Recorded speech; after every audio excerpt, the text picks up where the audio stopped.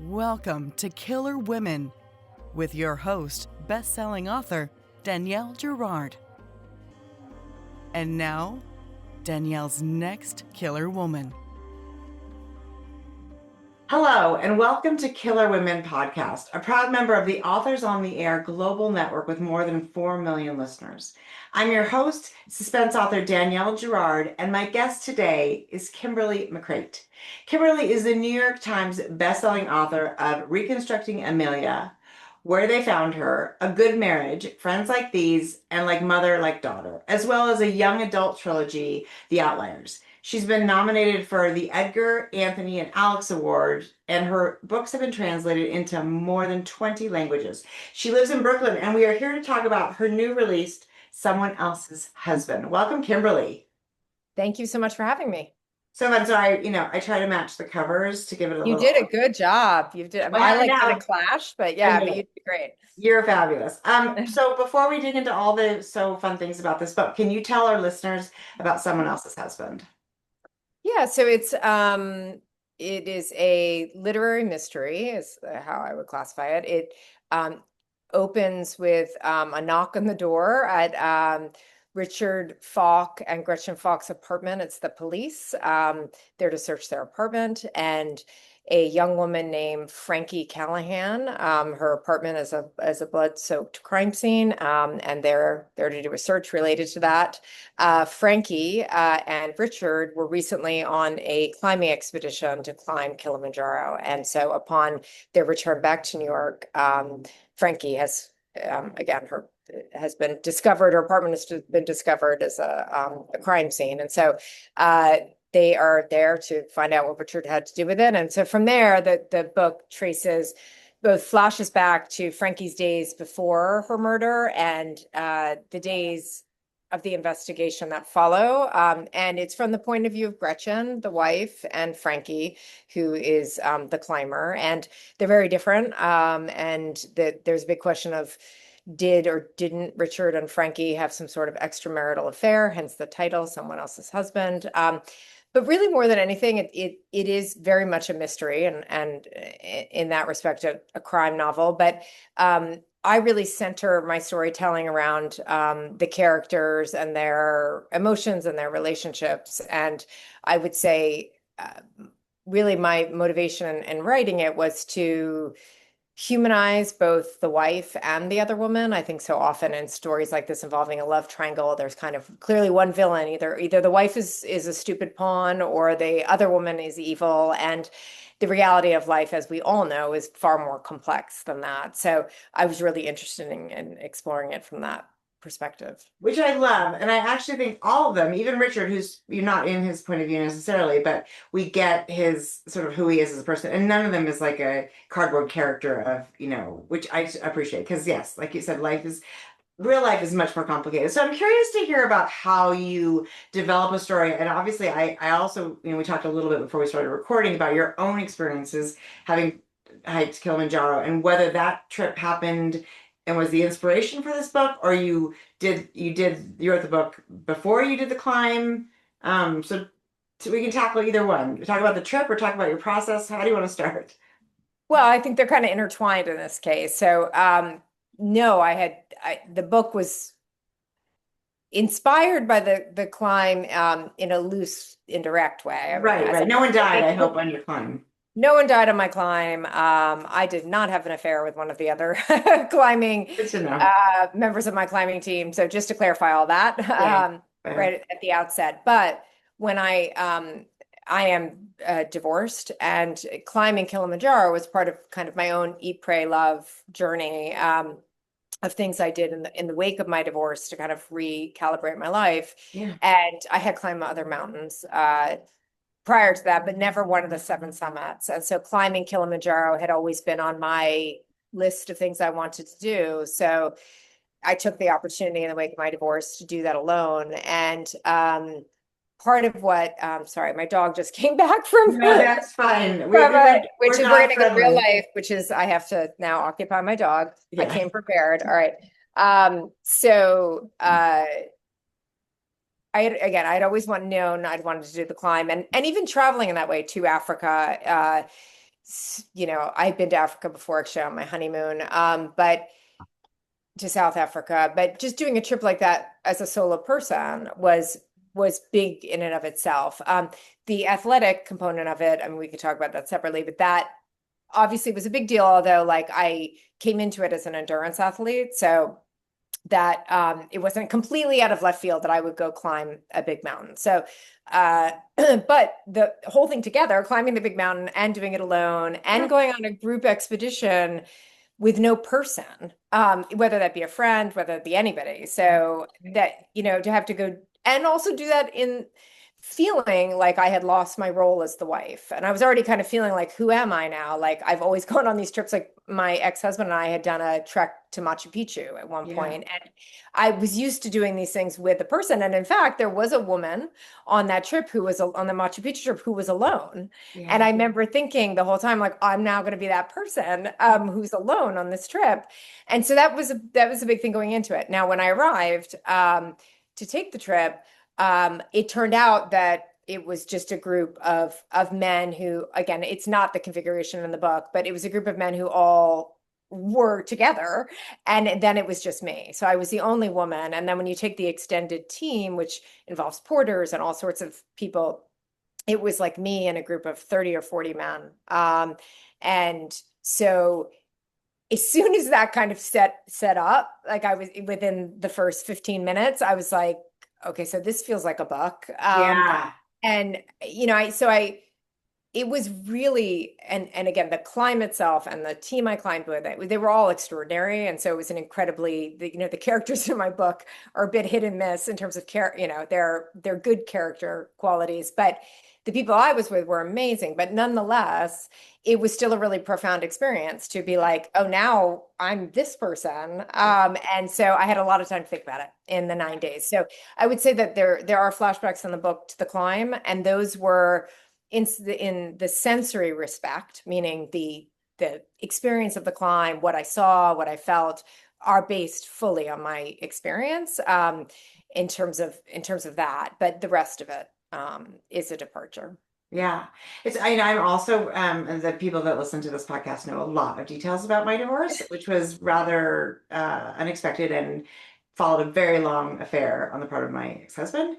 But I do know what you mean. What I actually like about both Frankie and also Gretchen as she processes what's going on or what might be going on with her husband is the sort of like, there is the sort of the unpacking of what we expect from a long marriage, what we took for granted when we were married and thought we would be married forever, and the way that happens with children. All of those things felt very, very genuine to me. And when you talk about sort of even Frankie, who is not in the book, at least at the outset, right, found her person.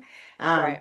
There's a grief that goes along with this sort of like being single in a world where everyone is freaking paired, right? Right. For And sure.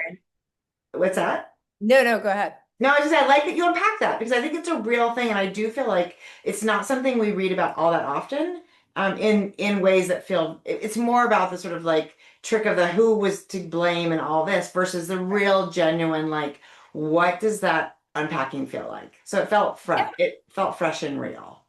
Well, thank you. Yeah, I mean, because to me, and it says, I think I wrote the bit of the copy that says it's like in a story where like no one is right and everyone is very wrong, and so like that's a bit of an exaggeration, but I think the reality is like none of us arrives at a moment in time without a history, and so like we're all like the product of compromise and choices that aren't always perfect, and I just think it's really easy to think, one, that you're immune from this kind of thing, either side of it. And, meaning that an affair won't touch you if you're a married person because of X or Y, Right. Or that, God, anybody who would do that is horrible. any other woman who would, it's just like, no, those neither thing is true. Right. And so that to me, exploring that kind of intersection and those blurry boundaries was really what I was interested in. And I did love writing this escapist thing about climbing was a lot of fun too. I can imagine, and Frankie's art is also really incredibly well depicted. And I don't know if you have a background in that, but I felt very much in the when I was in her studio, and we were just the art was being described, and the sort of her processing, and again, we don't do spoilers, but processing stuff from her, youth and whatnot. I thought that was, is that something? And I have to admit, this is my first Kimberly McCreight book, although I did look at my, I'm sure like you. I have a massive TBR, and there are two other Kimberly McCreights up there. So at some point, hopefully soon, I will get to those. But so this is the first time I've read your work. So I'm curious to know sort of if this, process was different for you, or if you taught if art is something that shows up in other books. Interestingly, it shows up in Friends Like These, for sure. There's kind of a big plot thread that is about the art world. I will say that I feel I'm not an artist myself, beyond the fact that I do consider writing an art. Yes, So, of course. right. So beyond that, but I'm not a visual artist. But I do feel a really profound connection to visual art in the sense that that's kind of where I go to creatively, like the well I go to when I'm looking to kind of be renewed. Like I think the visual artists are the like bravest kind of artists in the sense that like they just do whatever they want. If you go to like the Whitney Biennial or the Venice Biennial, which is a little cameo in the book, I am so inspired by just how brave they are. They're like, I don't really care if this makes sense to Right. any of you. I am saying this thing. Right. And anytime I'm feeling like too outside of myself in my own creative process, it helps to go look at very cutting edge modern art and to be reminded that you need to stay in your own voice and stay in the things you're saying. So I feel that piece of Frankie, I felt very connected to. And again, I know enough people in the art world. I've, connections that have helped me with the details of it, to be able to get those things right. Yeah, no, I felt it.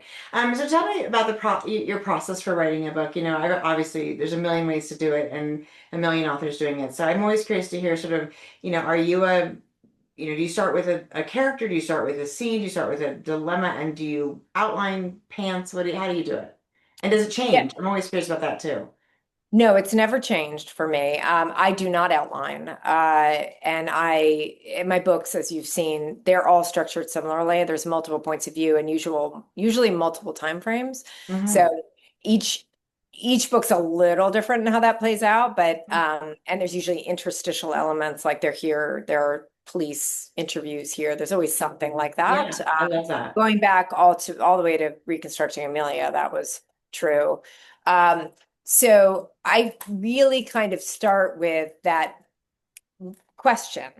And again, in this case, it's kind of like, who am I now if I'm not the wife? And Yeah. like, what do these roles mean anyway? And I was suddenly so aware on that climb of the roles. And Yeah. it's so interesting because for the 20 years I was married, I wouldn't walk around like I'm a wife. Like I didn't like, I never thought that. But then you're like, oh, wow. Like I could see how people were interacting with me differently. I'm like, oh, because I'm not a wife anymore. Like, and not just on the climb, I mean, just in general. And so the way the world perceives you. And so it was kind of that I started with. And with all my books, I start with a similar question, like mother, like daughter. I have older daughters or college age. And so the idea of like how your life intersects with your children, daughters specifically, and how your own life experiences inform how you parent.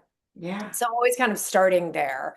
But then from there, I do have to be like, okay, but I like that's again, But and I there's a do murder, right? And right. that's There not has like to regular be book. Yeah. usually I just for me the track on which I run my exploration of that idea is a mystery. So that is in that piece, the puzzle piece, is very important in its own right. And I'm very committed to all the pieces locking into place and that having credibility and hopefully being surprising and having many subplots that surprise.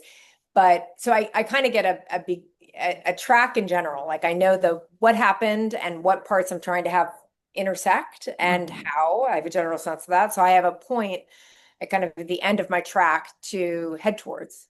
Um, And then I have my point of view characters. In this case, I knew it would be the wife and the other woman. That was important to me. And then I do kind of start to write. So I have to figure out who's usually whoever's been murdered is or missing in the case of my last book,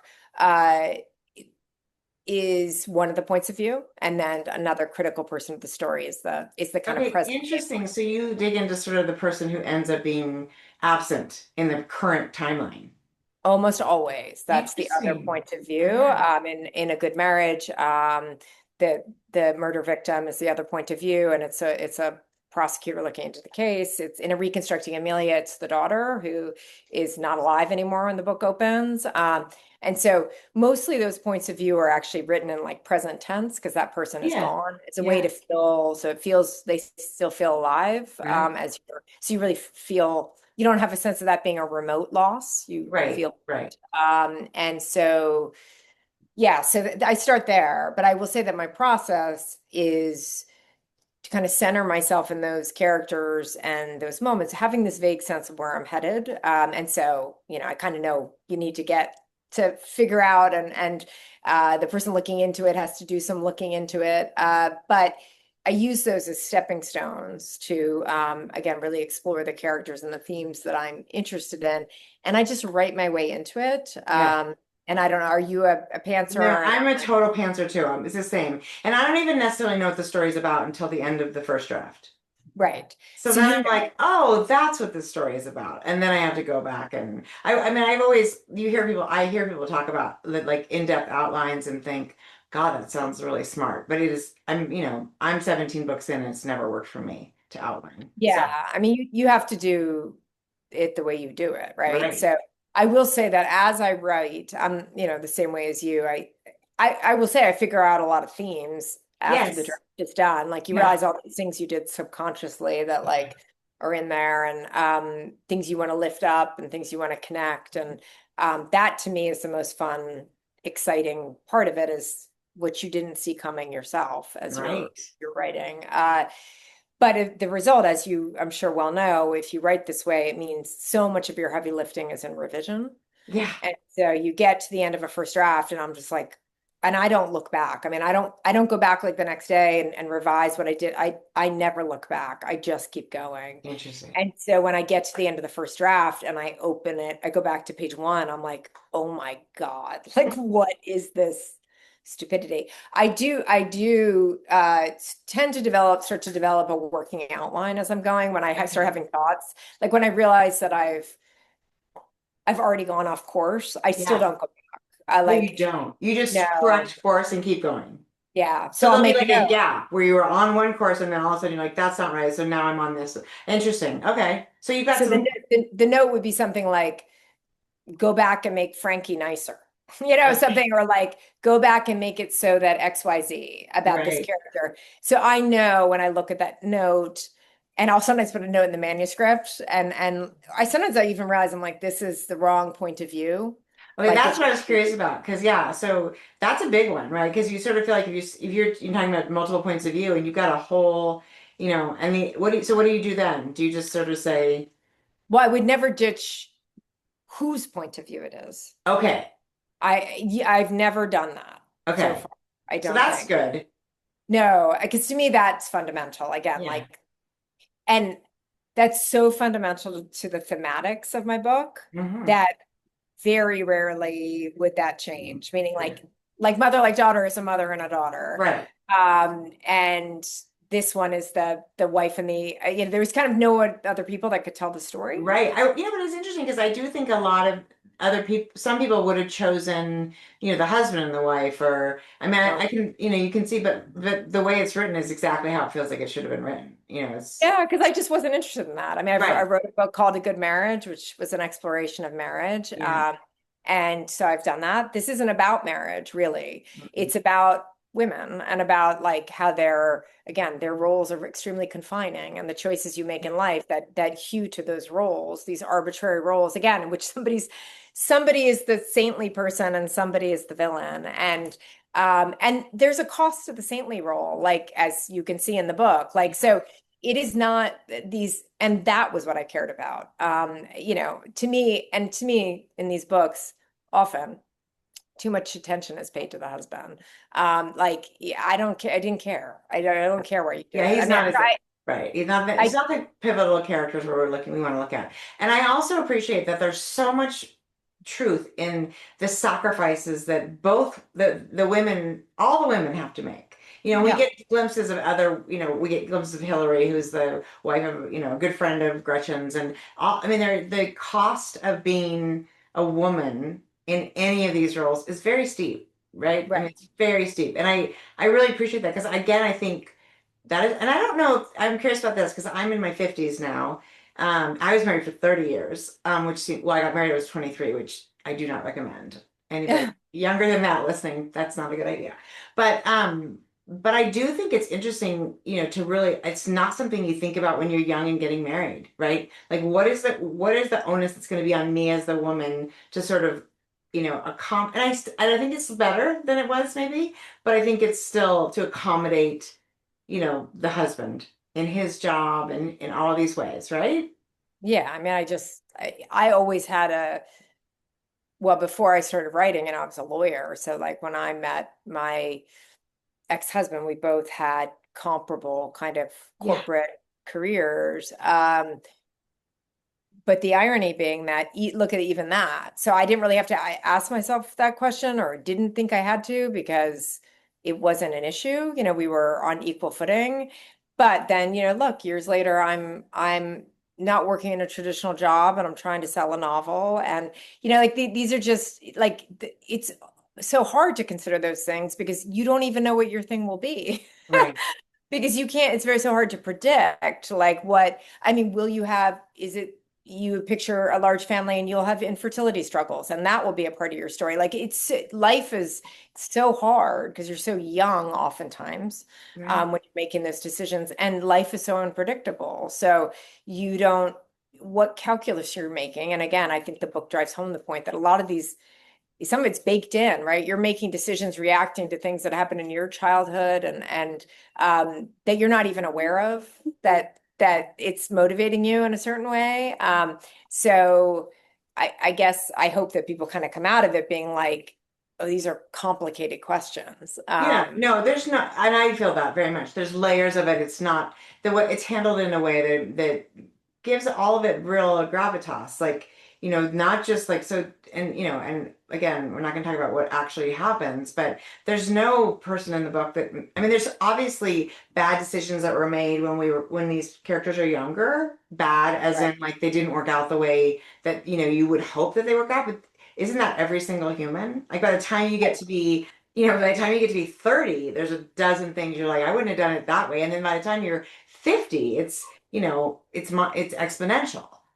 Of So, course. And then like, and can you even really say that? Because right. if you don't do those things, then for instance, like you don't end up with the children you have, or maybe your career doesn't work out the way it ends up working out. Like Right. that's why it's just like it's very complex. And I think again, to your point about youth and getting married, I mean, I think one solution would be like nobody get married until they're at least 50. Yes, but then of course, right. That Right. complicates other issues for sure. Right, clearly creates other problems if you'd like children, but Yes, you particularly. know, but that's why these things are like you're evolving, you're having things happen to you, it's just it's tough.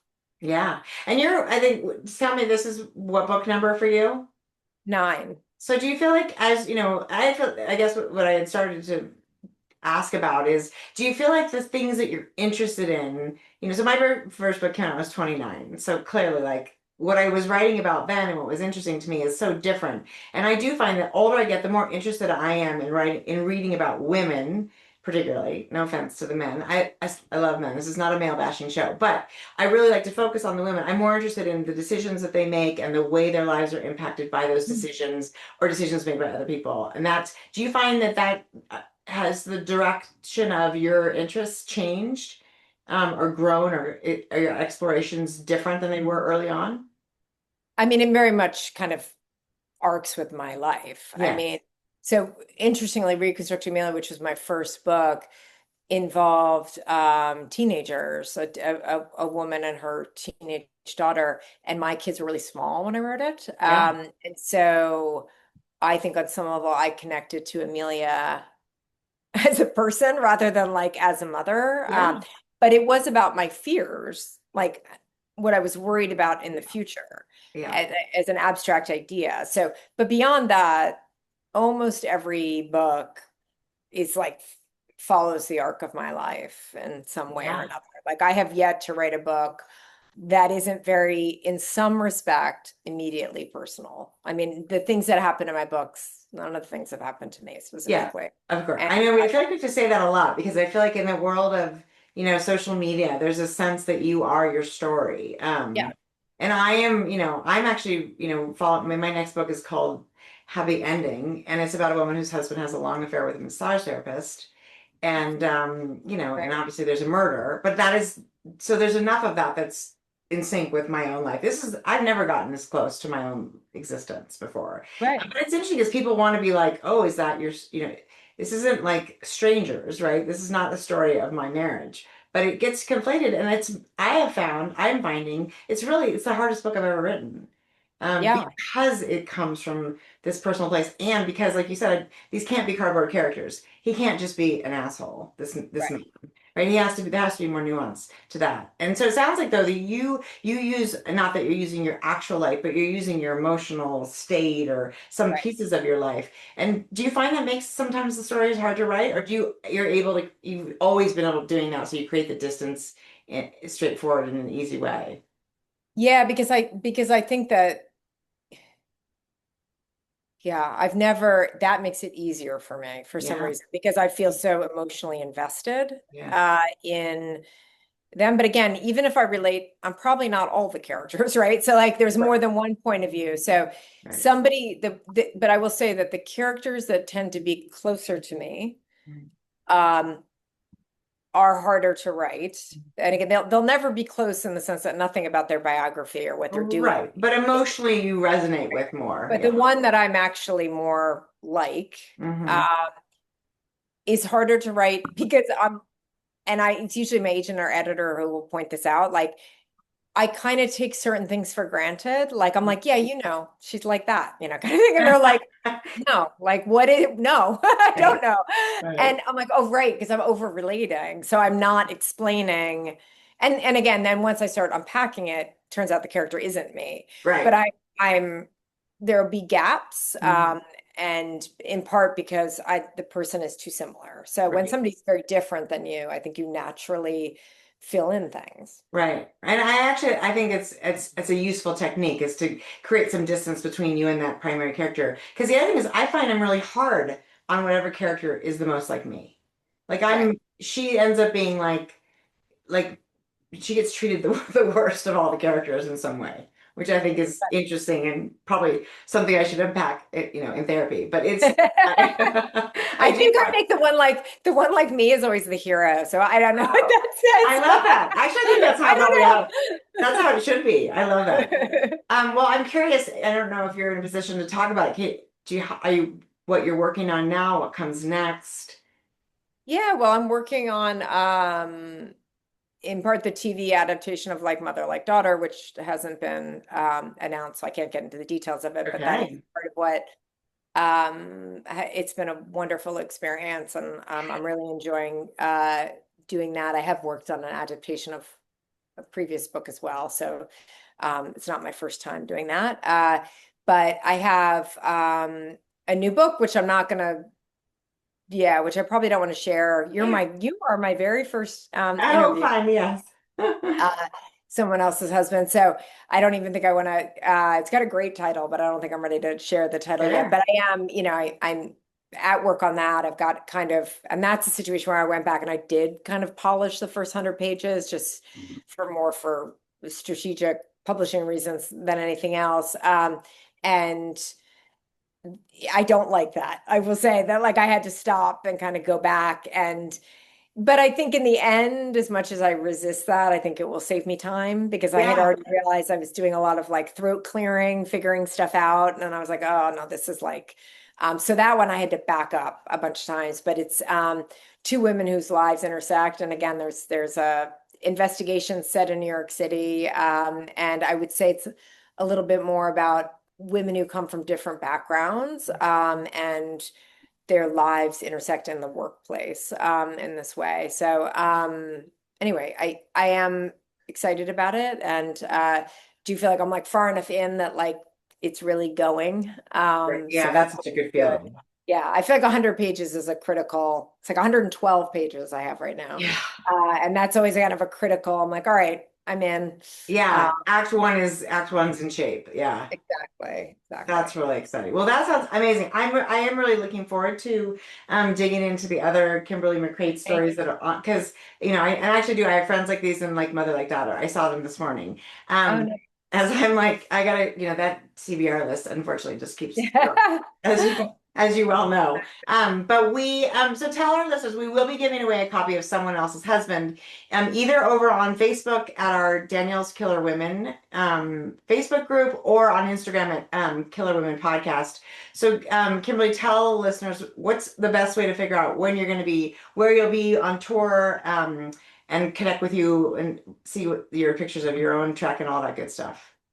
Yeah, I would love to. I obviously would love to see people on tour. I just yesterday posted my tour schedule, so on Instagram and Facebook, so people can. The best place to stay up to date in terms of what I'm doing is to check out my social media. It's all there, and that's just at Kimberly McCreight. And also on there, I did another climb recently of Aconcagua, so you can see like video of me actually climbing a mountain. So. That's fun as well. That's so impressive. I've read enough about those treks to know it's probably not in my future, but it's really I did check Machu Picchu with my ex-husband as well. So it's kind of Yeah. funny that you said that. Yeah, we did a lot of those kinds of trips, but that was pretty intense and that was probably as good for me as it needs to go. But it's really the pictures of you are really impressive and it's such a cool experience. So and everyone who's listening to us and not watching, McCreight is, if you don't already know Kimberly McCreight, is McCreight. And so in case you were going to spell it like a box crate or something. And thank you so much, Kimberly, for joining me today. Oh, thank you. This was such a pleasure. I really appreciate you having me. Everyone, thanks for joining us today on Killer Women with Kimberly McCreight, and we will see you next time. Bye. Bye.